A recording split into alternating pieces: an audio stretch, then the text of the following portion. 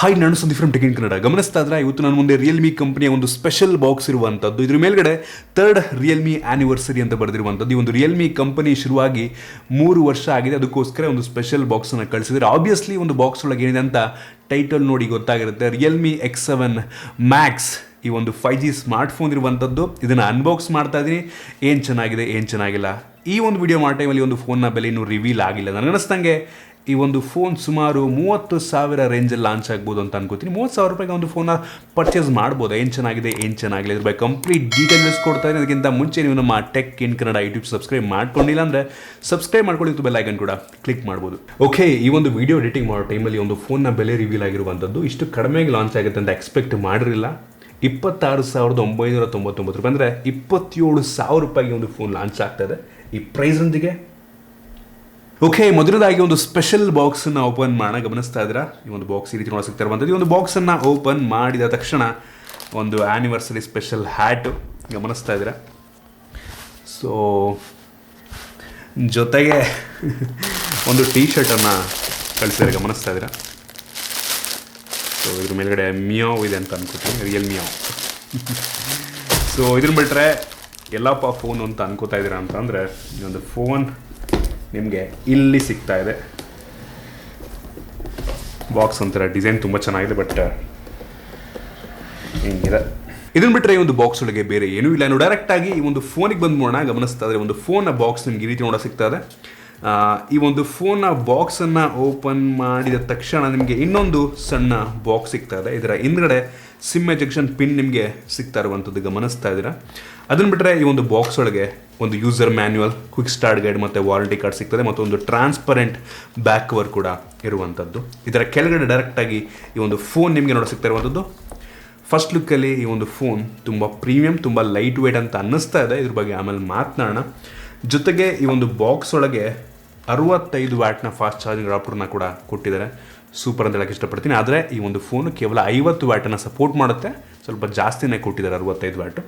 ಮತ್ತೊಂದು USB Type-C data cable ಇರುವಂಥದ್ದು. Type-A ಇಂದ Type-C ಒಳ್ಳೆ ಕ್ವಾಲಿಟಿಯ ಡಾಟಾ ಕೇಬಲ್ ಇದಾಗಿರುವಂಥದ್ದು. ಬಿಟ್ಟರೆ ಬೇರೆ ಸಹ ಒಂದು ಬಾಕ್ಸ್ ಒಳಗಿಲ್ಲ. ಇನ್ನು ಈ ಒಂದು ಫೋನಿಗೆ ಬಂತು ಅಂತ ಅಂದರೆ ನಿಮಗೆ ಈ ರೀತಿ ನೋಡೋ ಸಿಗ್ತಾ ಇರುವಂಥದ್ದು. ಇನ್ನು ಗಮನಿಸ್ತಾ ಇದ್ರೆ ಒಂದು ಬಾಕ್ಸ್ ಒಳಗಿರುವಂಥ ಕಂಪ್ಲೀಟ್ ಎಕ್ಸಸರೀಸ್ಗಳನ್ನು. ಮೊದಲನೇದಾಗಿ ಒಂದು ಫೋನ್ ಆಲ್ರೆಡಿ ಬೇರೆ ದೇಶಗಳಲ್ಲಿ ಇನ್ನೊಂದು ಹೆಸರಲ್ಲಿ ಲಾಂಚ್ ಆಗಿರುವಂಥದ್ದು, ರಿಯಲ್ಮಿ GT Neo ಅಂತ. ಲಿಟ್ರಲಿ ಸೇಮ್ ಸ್ಪೆಸಿಫಿಕೇಶನ್ನು ನಮ್ಮ ಭಾರತದಲ್ಲಿ ಅದೇ ಫೋನನ್ನು ರಿಯಲ್ಮಿ X7 ಮ್ಯಾಕ್ಸ್ ಅಂತ ಲಾಂಚ್ ಮಾಡ್ತಾ ಇದ್ದಾರೆ. ಇನ್ನು ಮೊದಲನೇದಾಗಿ ಒಂದು ಫೋನ್ ಡಿಸೈನ್ ಮತ್ತು ಬಿಲ್ಡ್ ಕ್ವಾಲಿಟಿ ಬಗ್ಗೆ ಮಾತನಾಡಬೇಕಂತಂದ್ರೆ, ಆಗಲೇ ಹೇಳಿದಂಗೆ ಒಂದು ಫೋನ್ ತುಂಬ ಲೈಟ್ ವೇಟ್ ಇರುವಂಥದ್ದು. ಏನಕ್ಕೆ ಅಂತಂದರೆ ಇದು ಪ್ಲಾಸ್ಟಿಕ್ ಫ್ರೇಮ್ ಮತ್ತು ಪ್ಲಾಸ್ಟಿಕ್ ಬ್ಯಾಕನ್ನು ಹೊಂದಿರುವಂಥದ್ದು. ಈ ಒಂದು ಫೋನ್ನ ಮುಂದುಗಡೆ ಗ್ಲಾಸು ಅಷ್ಟು ಈಸಿಯಾಗಿ ಸ್ಕ್ರಾಚ್ ಆಗೋದಿಲ್ಲ. ಆಲ್ರೆಡಿ ಸ್ಕ್ರೀನ್ ಗಾರ್ಡನ್ನು ಅವರೇ ಹಾಕಿದ್ದಾರೆ. ಪಂಚೋಲ್ ಕ್ಯಾಮ್ರಾ ನಿಮಗೆ ಮುಂದೆ ಸಿಗ್ತಾ ಇರುವಂಥದ್ದು. ಬೆಸಲ್ ಆಲ್ಮೋಸ್ಟ್ ಎಲ್ಲ ಕಡೆ ಕಡಿಮೆ ಇದೆ. ಬಾಟಮಲ್ಲೂ ಕೂಡ ಒಂದು ಲೆವೆಲ್ಗೆ ಬೆಸಲ್ ಕಡಿಮೆ ಇರುವಂಥದ್ದು. ಮುಂದುಗಡೆ ಇರುವಂಥ ಗ್ಲಾಸು ಡ್ರ್ಯಾಗನ್ ಟೇಲ್ ಗ್ಲಾಸ್ ಅಂತ ಹೇಳಾಗ್ತಿರೋದು, ಸ್ಕ್ರಾಚ್ ಆಗಲ್ಲ ಈಸಿಯಾಗಿ. ಇನ್ನು ಎಂದಕ್ಕೆ ಬಂತು ಅಂತಂದರೆ, ಡ್ಯೂಯಲ್ ಟೋನ್ ಫಿನಿಷನ್ನು ಹೊಂದಿರುವಂಥ ಪ್ಲಾಸ್ಟಿಕ್ ಬ್ಯಾಕ್ ಇದಾಗಿರುವಂಥದ್ದು. ಆಲ್ಮೋಸ್ಟು ಮುಕ್ಕಾಲು ಭಾಗ ಒಂದು ಮ್ಯಾಟ್ ಫಿನಿಷನ್ನು ಹೊಂದಿದ್ರೆ, ಇನ್ನೊಂದು ಕಾಲು ಭಾಗ ನಿಮಗೆ ಇಲ್ಲಿ ಮಿರರ್ ಫಿನಿಷನ್ನು ಕೊಟ್ಟಿದ್ದಾರೆ. ಕಂಪ್ಲೀಟಾಗಿ ಮ್ಯಾಟ್ ಫಿನಿಷ್ನೇ ಕೊಡಬೇಕಾಗಿತ್ತು ಅಂತ ಅನ್ಸುತ್ತಾ ಇತ್ತಾ. ಸ್ಮಡ್ಜಸ್ ಈ ಒಂದು ಮ್ಯಾಟ್ ಫಿನಿಶ್ ಇರೋ ಕಡೆ ಆಗೋದಿಲ್ಲ. ಈ ಒಂದು ಗ್ಲಾಸಿ ಫಿನಿಶ್ ಇರೋ ಕಡೆ ಸ್ಮಡ್ಜಸ್ ಎದ್ದು ಕಾಣುತ್ತೆ. ಅದು ನಂಗೆ ಬೇಜಾರು ಮಾಡ್ತು ಆಯಿತಾ. ಮತ್ತು ಈ ಒಂದು ಪ್ರೈಸನ್ಸ್ಗೆ 30,000 ರೂಪಾಯಿ ಪ್ರೈಸನ್ಸ್ಗೆ ಈ ಒಂದು ಪ್ಲಾಸ್ಟಿಕ್ ಬ್ಯಾಕನ್ನು ನೀಡಿರುವಂಥದ್ದು ಸ್ವಲ್ಪ ಬೇಜಾರು ಮಾಡ್ತು ನನಗೆ. ಯೂಶಲಿ ಈ ಪ್ರೈಸಲ್ಲಿ ಯಾವ ಫೋನ್ ತೊಗೊಂಡ್ರು ಕೂಡ ನಿಮಗೆ ಗ್ಲಾಸ್ ಬ್ಯಾಕ್ ಇರುತ್ತೆ, ಬಟ್ ಇವರು ಪ್ಲಾಸ್ಟಿಕ್ ಬ್ಯಾಕ್ ನೀಡಿರುವಂಥದ್ದು ಸ್ವಲ್ಪ ಬೇಜಾರಾಯಿತು ನನಗಂತೂ. ನೀಡಬೇಕಾಗಿತ್ತು ಗ್ಲಾಸ್ ಬ್ಯಾಕನ್ನು.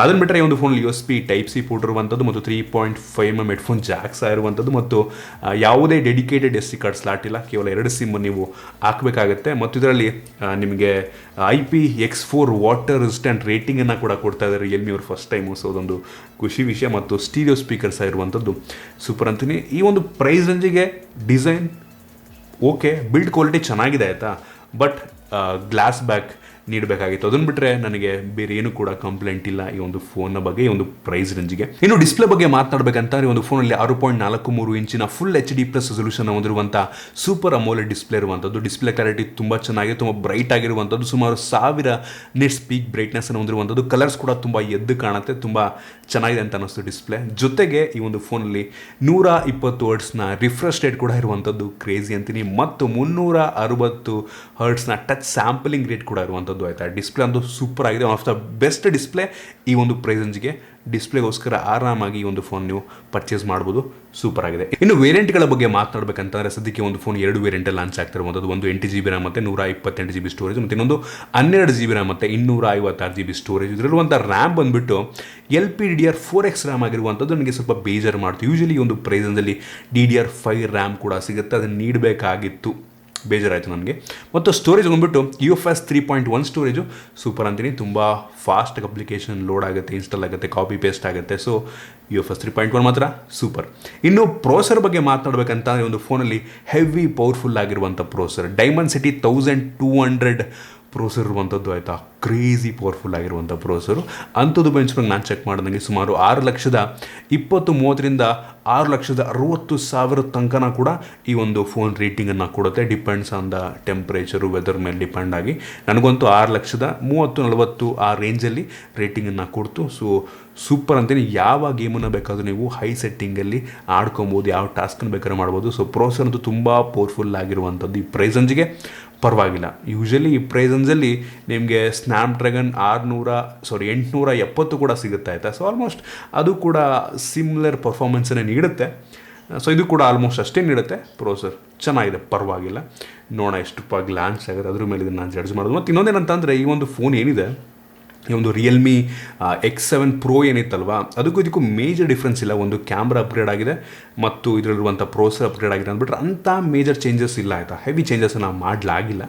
ಆಲ್ಮೋಸ್ಟ್ ಸಿಮಿಲರ್ ಸ್ಪೆಸಿಫಿಕೇಷನ್ ಮತ್ತು ಸಣ್ಣ ಅಪ್ಡೇಟ್ ಅಂತ ಬೇಕಾದ್ರೆ ನೀವು ಅನ್ಬೋದು. ಆ ಒಂದು ಫೋನ್ 27,000 ಲಾಂಚ್ ಮಾಡಿದರೆ ಇದು ಮೋಸ್ಟ್ಲಿ ಒಂದು 2-3 ಸಾವಿರ ಜಾಸ್ತಿ ಮಾಡ್ಬೋದು ಅಂತ ಅನ್ಕೋತೀನಿ. ಕಾದೋಣ ಎಷ್ಟು ಲಾಂಚ್ ಮಾಡ್ತಾರೆ ಅಂತ. ಸೊ ಪ್ರೋಸರ್ ಸೂಪರ್ ಆಗಿದೆ. ಇನ್ನು ಕ್ಯಾಮ್ರಾಗೆ ಬಂತು ಅಂತಂದರೆ ಒಂದು ಫೋನಲ್ಲಿ ರೇರಲ್ಲಿ ಟ್ರಿಪಲ್ ಕ್ಯಾಮ್ರಾ ಇರುವಂಥದ್ದು. ಅದರಲ್ಲಿ ಮೇನ್ ಸೆನ್ಸರ್ ಬಂದುಬಿಟ್ಟು 64 ಮೆಗಾಪಿಕ್ಸೆಲ್ ಮೇನ್ ಸೆನ್ಸರ್. ಸೊ ಈ ಒಂದು ಫೋನಲ್ಲಿ ನಿಮಗೆ ಸೋನಿ ಸೆನ್ಸರ್ ಇದೆ, IMX 682 ಆಯಿತಾ. Realme X7 Proನಲ್ಲಿ 686 ಇತ್ತು, ಇದರಲ್ಲಿ 682. ಆಲ್ಮೋಸ್ಟ್ ಎರಡು ಕೂಡ ಸೇಮ್ ಸೆನ್ಸರ್ ಆಯಿತಾ. ಆಲ್ಮೋಸ್ಟ್ ಆಯಿತಾ 686 ಒಂದು ಲೆವೆಲಿಗೆ ಒಳ್ಳೆ ಸೆನ್ಸರು. ಸ್ವಲ್ಪ ಡೌನ್ಗ್ರೇಡೆ, but still picture quality wise ಏನೂ ಡಿಫ್ರೆನ್ಸ್ ಇರಲ್ಲ. ವೀಡಿಯೋಗ್ರಫಿಯಲ್ಲಿ 60 FPS, ನಾನು 30 FPS ಅಷ್ಟೇ, ಮೇಜರ್ ಡಿಫ್ರೆನ್ಸ್ ಏನಿಲ್ಲ. ಇದು ಕೂಡ ಒಂದು ಒಳ್ಳೆ ಫೋಟೋ ತೆಗೆಯುತ್ತೆ main sensor. Day light, low light ಎರಡರಲ್ಲೂ ಕೂಡ ಚೆನ್ನಾಗಿ ತೆಗೀತೆ ಫೋಟೋ ಅಂತ ಅನ್ನಿಸ್ತು. ಆ ಸ್ಯಾಂಪಲ್ಸ್ ನಾನು ನಿಮಗೆ ತೋರಿಸ್ತಾ ಇದ್ದೀನಿ ಆಯಿತಾ. ಇದನ್ನು ಬಿಟ್ಟರೆ ಇನ್ನೊಂದು 8 megapixel ultra wide angle lens ಇರುವಂಥ ತುಂಬ ವೈಡ್ ಆಗಿದೆ. ಕ್ಲಾರಿಟಿ ಒಂದು ಲೆವೆಲಿಗೆ ಓಕೆ ಅಂತೀನಿ ಆಯಿತಾ. ನೋಡ್ತಾ ಇದ್ರೆ ಒಂದು ಸ್ಯಾಂಪಲ್ನ. ಮತ್ತು ಇನ್ನೊಂದು ಮಾಡೋ ಕೆಲಸ ಇಲ್ಲದೆ ಹಾಕೋರೆ 2 ಮೆಗಾಪಿಕ್ಸೆಲ್ ಮ್ಯಾಕ್ರೋ ಲೆನ್ಸು. ಇದು ಒಂದು ಲೆವೆಲಿಗೆ ಓಕೆ. ಸುಮ್ಮನೆ 2 ಮೆಗಾಪಿಕ್ಸೆಲ್ ಯಾಕೆ ಕೊಡ್ತಾರೋ ಗೊತ್ತಿಲ್ಲ. So overall rare camera quality ನನಗೆ ಇಷ್ಟ ಆಯಿತು. ಈ ಪ್ರೈಸಂಜಿಗೆ ಓಕೆ ಅಂತೀನಿ, ಇಂಪ್ರೆಸಿವ್ ಅನ್ನಲ್ಲ, ಚೆನ್ನಾಗಿದೆ. ಯೂಶಲಿ ಪ್ರೈಸಂಜಲ್ಲಿ ಆಲ್ಮೋಸ್ಟ್ ಸಿಮಿಲರ್ ಫೋಟೋ ಕ್ವಾಲಿಟಿಯನ್ನು ಬೇರೆ ಫೋನ್ಗಳು ಕೂಡ ನೀಡ್ತವೆ. ನಾವು ಫ್ರಂಟ್ ಕ್ಯಾಮ್ರಾಗೆ ಬಂತು ಅಂತ ಅಂದರೆ 16 ಮೆಗಾಪಿಕ್ಸೆಲ್ನ ಫ್ರಂಟ್ ಕ್ಯಾಮ್ರಾ ಇರುವಂಥದ್ದು. 16 ಮೆಗಾಪಿಕ್ಸೆಲ್ ಓಕೆ.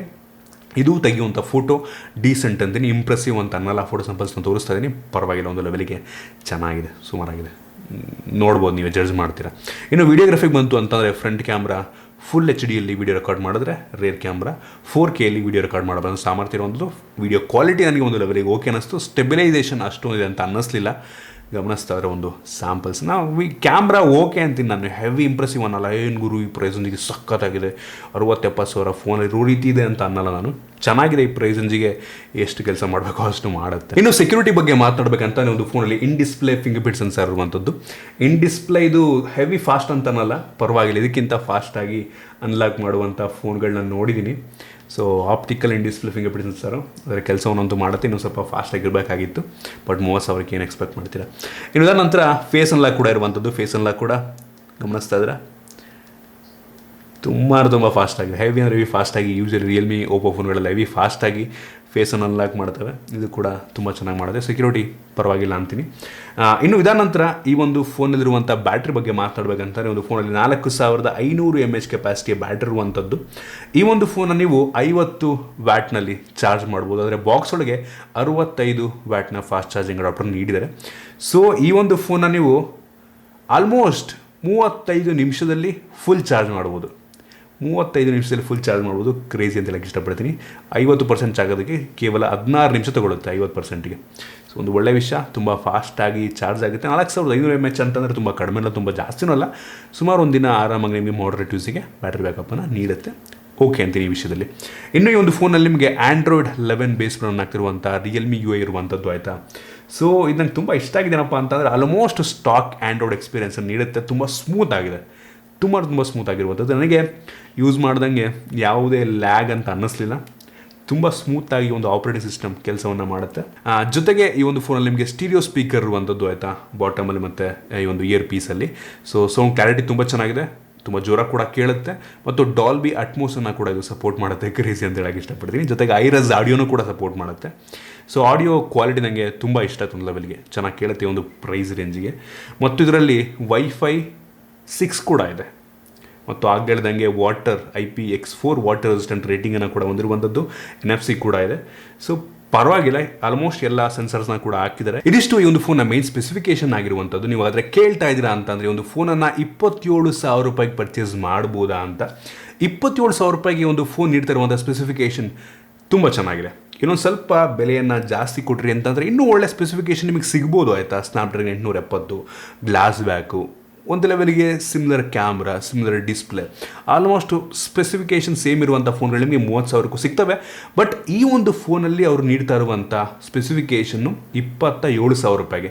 ಯಾವುದಾದ್ರು ಬ್ಯಾಂಕಿಗೆ ಆಫರ್ ಯೂಸ್ ಮಾಡ್ಕೊತಿದ್ದೀರಾ ಅಂತಂದರೆ ಆಲ್ಮೋಸ್ಟ್ 25,000 ರೂಪಾಯಿಗೆ ಈ ಒಂದು ಫೋನ್ನ ಪರ್ಚೇಸ್ ಮಾಡ್ಬೋದು. 25,000 ರೂಪಾಯಿಗೆ ಇದೂ ನೀಡ್ತಾ ಇರುವಂಥ ಪರ್ಫಾರ್ಮೆನ್ಸ್ ಟಾಪ್ ನಾಚು ಆಯಿತಾ. ಈ ಪ್ರೋಸರ್ ಹೆವಿ ಪವರ್ಫುಲ್ ಆಗಿರುವಂಥ ಪ್ರೋಸರ್.